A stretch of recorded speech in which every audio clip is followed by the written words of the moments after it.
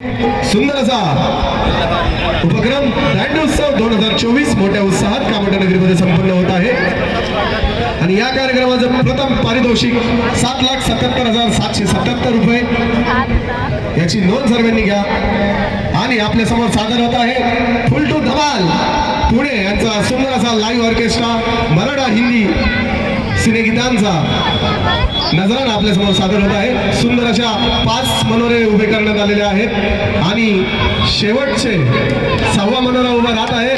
सर्वांनी टाळ्या वाजवून प्रोत्साहन वाढवावं त्या बाल गोपाल गोविंदांचं। सुंदर अशी सलामी या चिमुकल्यासाठी जोरदार टाळ्या।